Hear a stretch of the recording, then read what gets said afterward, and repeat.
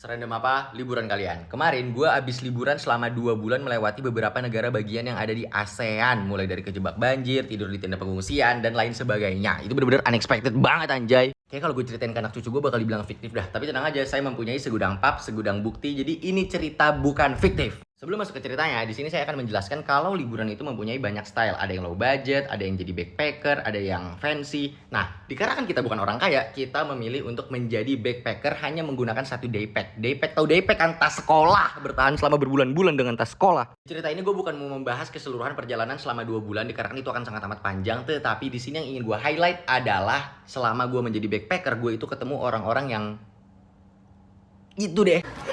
Mbak, itu daun pisang, Mbak. Not bad. Oke guys, jadi gini ceritanya. Trip ini tuh bener-bener dadakan banget. Bahkan tiket pesawat baru dipesan H-1 sebelum keberangkatan. Jadi rencananya itu kita bakal terbang dari Jakarta ke Malaysia. Dari Malaysia kita bakal naik kereta ke Hatay. Dari Hatay kita akan mengendarai mobil sejauh 1.200 km ke Bangkok. Habis itu kita bakal naik motor dan lain sebagainya sampai ujungnya itu ada di perbatasan Cina. Ya intinya singkat cerita seperti itu. Liburan selama 2 bulan kalian udah pasti ketemu sama banyak orang kan. Kemarin itu waktu di Laos gue ketemu sama orang yang namanya itu Grace. Grace ini berasal dari UK dan dia sudah liburan selama 7 bulan muterin Asia Tenggara. 7 bulan. Duitnya dari mana? Apakah sponsor orang tua? Oh, tentu tidak. Ya, intinya seperti itu. Jadi orang-orang yang gue temuin selama di perjalanan ini, mereka tidak liburan menggunakan uang dari orang tuanya. Camkan itu wahai Gen Z Indonesia. Contohnya Grace ini. Grace ini dia nge-apply yang namanya itu work holiday visa yang ada di Australia. Dia itu kerja selama 3 bulan kurang lebih, siang malam kerjanya ya. Jadi server, jadi tukang cuci piring, dan dia berhasil mengumpulkan uang $2.800 Australia atau sekitar 28 juta something. Uangnya akan dia pakai liburan selama 1-2 bulan di Asia Tenggara. Ketika uangnya habis, ya udah dia akan melakukan hal yang sama lagi. Yang kedua, Daniel dan Elke. Jadi gue ketemu Daniel dan Elke ini di Slowboat waktu gue di Laos. Jadi Slowboat itu mengarungi sungai terpanjang yang ada di Asia Tenggara. Namanya itu Sungai Mekong. Nah, gabut kan? Udah pasti lama tuh lu di Slowboat. Terus waktu lagi gabut gue nengok kanan kiri. Waktu gue nengok kiri, lah sebelah gue siapa nih?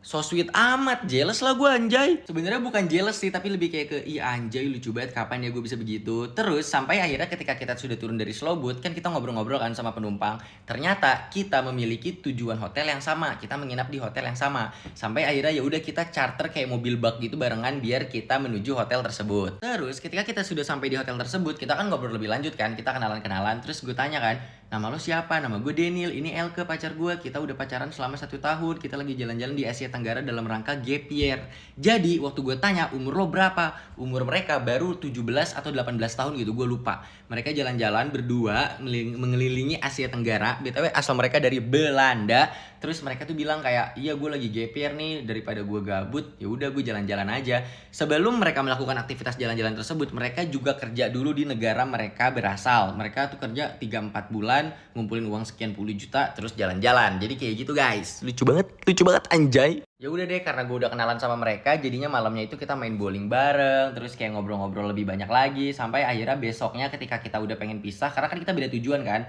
Gue mau lanjut ke Vietnam, sedangkan dia mau berlibur dulu di Laos. Ya udah tuh, gue kan bawa bon cabe, jadi gue suruh cobain makan bon cabe dulu dah. Terus kepedesan. Daniel and his wife going to try. That's why. Bon cabe. The extra spice. Te veel veel genomen. That's like 3 times the portion. Terus yang ketiga ada Jovan. Jadi gue ini ketemu Jovan waktu di Vietnam di sebuah hostel gitu. Jadi kan hostel itu kan pasti punya ruang tengah kayak buat ngumpul-ngumpul gitu kan. Terus gue ngobrol lah nih sama Jovan waktu lagi main biliar.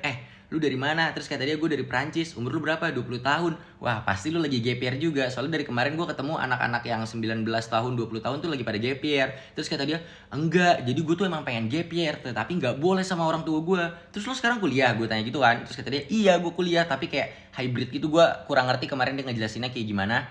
Terus sampailah gue tanya kayak gini, terus kalau lu ada tugas kayak gimana? Kata dia harus ngejoki, bukan ngejoki sih, lebih kayak ke nyuruh temannya buat ngerjain kalau dia lagi sibuk di negara yang lagi dia tuju. Terus gue tanya kan, bayar berapa? Ya 100 euro lah. Anjay, 1,7 juta untuk joki doang, kayak mahal banget anjay. Setelah gue mendengar harga 100 euro untuk mengerjakan tugas si Jovan, gue merasa sangat amat beruntung karena gue tinggal di Indonesia. Jadi buat kalian yang lagi sibuk, buat kalian yang mau jalan-jalan, buat kalian yang tidak punya waktu untuk mengerjakan tugas-tugas kalian bisa kontak aja gue anak kampus karena dia itu bisa menyelesaikan permasalahan tugas kalian, skripsi, tesis, dan lain sebagainya, bimbingan bahkan dia juga bisa. Oh iya, jadi gua anak kampus ini bukan cuma bisa ngerjain tugas-tugas kampus yang ada di dalam negeri, mereka juga bisa ngerjain tugas-tugas kampus luar negeri. Jadi buat kalian yang kuliah di luar negeri, bisa kontak gua anak kampus, chat aja IG-nya Min info harga. Kalau kemahalan bisa dinego. Anjay, keren banget gua anak kampus. Udah lah ya, segitu dulu aja. Sebenarnya gue banyak banget ketemu orang-orang random, orang-orang keren, tetapi ya udah nih durasinya kepanjangan. Nanti lagi guys, bye.